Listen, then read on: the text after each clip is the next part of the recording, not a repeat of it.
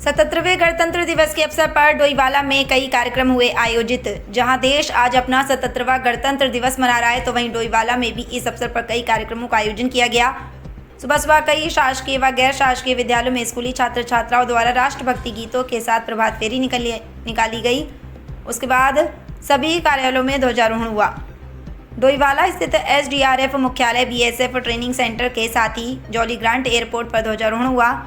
Airport के समस्त staff ने हर्षोल्लास के साथ ध्वजारोहण करते हुए कई सांस्कृतिक कार्यक्रमों की प्रस्तुति दी। CISF के कमांडो द्वारा साहस और वीरता के करतब दिखाते हुए डॉग स्क्वाड विंग ने दिखाया कि किस तरह से एयरपोर्ट की सुरक्षा सुरक्षित जवानों व डॉग स्क्वाड के हाथों में है। एयरपोर्ट निदेशक BCH नेगी ने सभी को गणतंत्र दिवस की शुभकामनाएं देते हुए उत्कृष्ट कार्य करने वाले कर्मियों को प्रमाण पत्र देकर उनकी हौसला अफजाई की। डोईवाला से आशीष यादव की रिपोर्ट।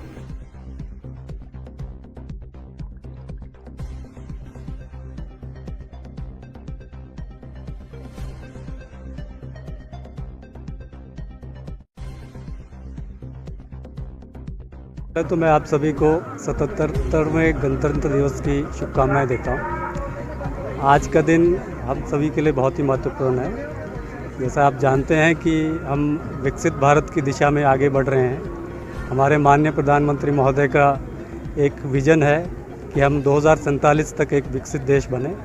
उसी दिशा में भारतीय विमानपत्तन प्राधिकरण भी कार्य कर रही है।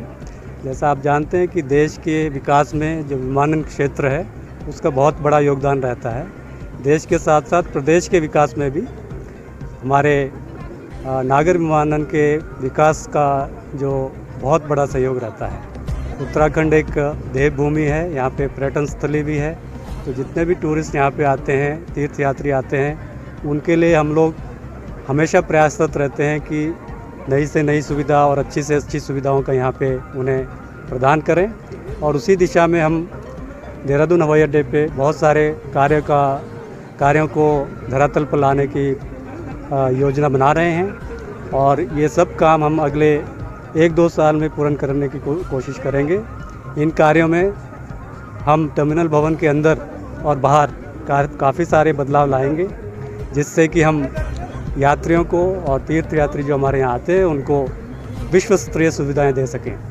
जिसमें हम कुछ काम जो अगले 1-2 वर्षों में करेंगे, उसमें हम जो हमारा ATC इंफ्रास्ट्रक्चर आप लोगों ने देखा है वो काफ़ी पुराना है।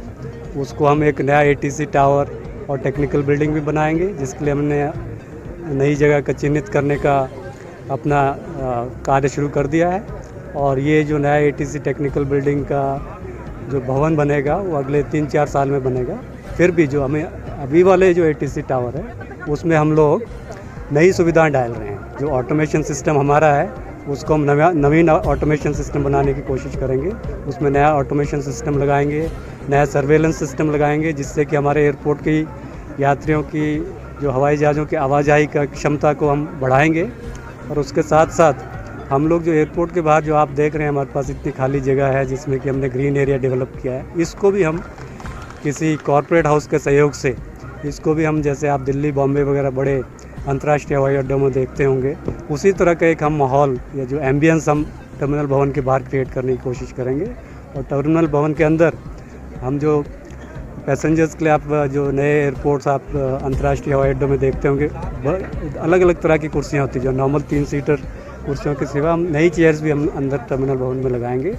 और साथ साथ हम अराइवल के क्षेत्र में जिस तरह से यात्रियों की वृद्धि हो रही है, तो उसमें हमें लगा कि वहाँ पे एक वॉशरूम्स की कमी हो सकती है आगे 3-4 साल बाद, जब हमारे यात्रियों की संख्या डेफिनेटली जो बढ़ोतरी होगी, तो उस हिसाब से हमने वहाँ पे एक नया वॉशरूम भी हम एक क्रिएट कर रहे हैं। और अगर हमें फ्यूचर में राज्य सरकार से अगर ज़मीन हमें मिलती है, तो हम रनवे के विस्तार के लिए भी हमारी योजना पहले से रेडी है। और हम उम्मीद करते हैं कि राज्य सरकार का सहयोग हमें पूरा मिल रहा है, भरपूर सहयोग हमें यहाँ पे देहरादून हवाई अड्डे के विकास में मिल रहा है। और हम उम्मीद करते हैं कि आगे भी ऐसे सहयोग रहेगा। और हम जो भी हमारा जो मास्टर प्लान रहता है, अल्टीमेट विजन एयरपोर्ट को विकास करने का, उसमें हम राज्य सरकार के सहयोग से उसको पूर्ण करेंगे।